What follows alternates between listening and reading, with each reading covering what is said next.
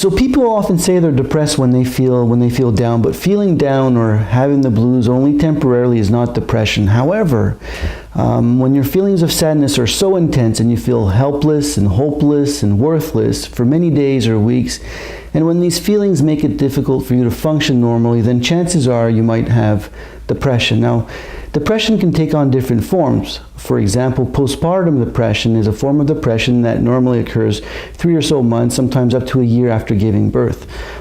Seasonal affective disorder is another form of depression that is associated with a decrease that we have in the natural light, normally in the fall or winter.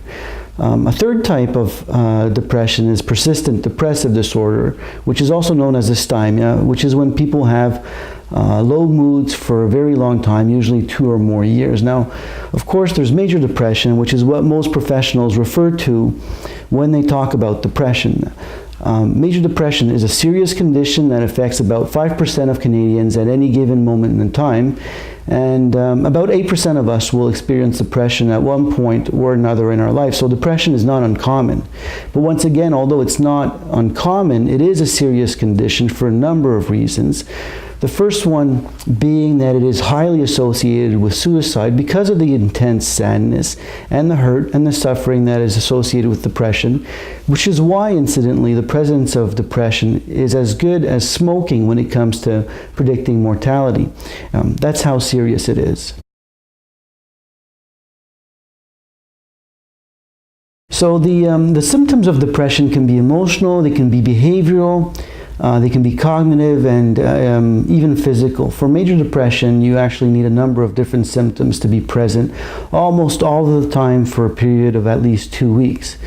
According to the DSM, which is the handbook that mental health professionals use to diagnose mental disorders, including depression, you need to have at least 5 symptoms for major depression. At least one of these has to be either a depressed mood, or a loss of interest or pleasure in activities that normally interest you.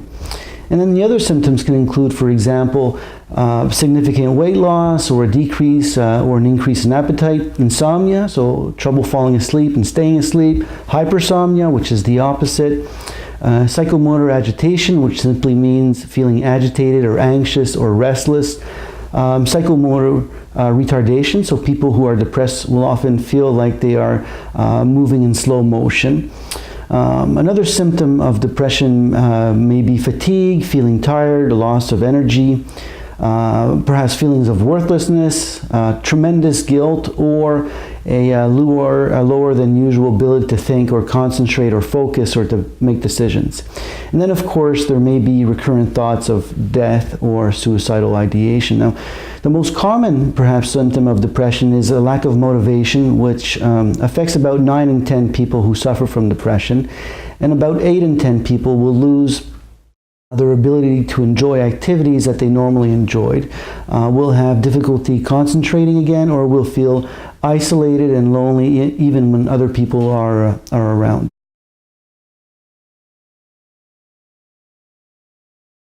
So how do you treat depression? Well, over a third of people will recover from depression without any treatment within 3 or so months. And about 80% of individuals who have depression will recover from that depression within about a year, again, without treatment. Which is why you sometimes hear some people say that time heals all wounds, and that's probably the worst thing that you can tell someone if they're depressed, because of the strong link that exists between depression and suicide.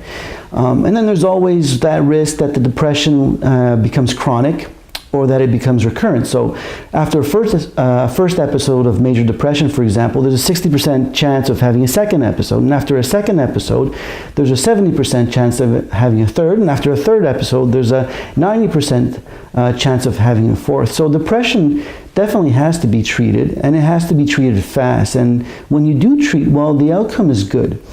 Roughly 8 in 10 people respond very well to treatment for depression. And let's not forget that there are different treatment options available, including antidepressant medication and psychotherapy.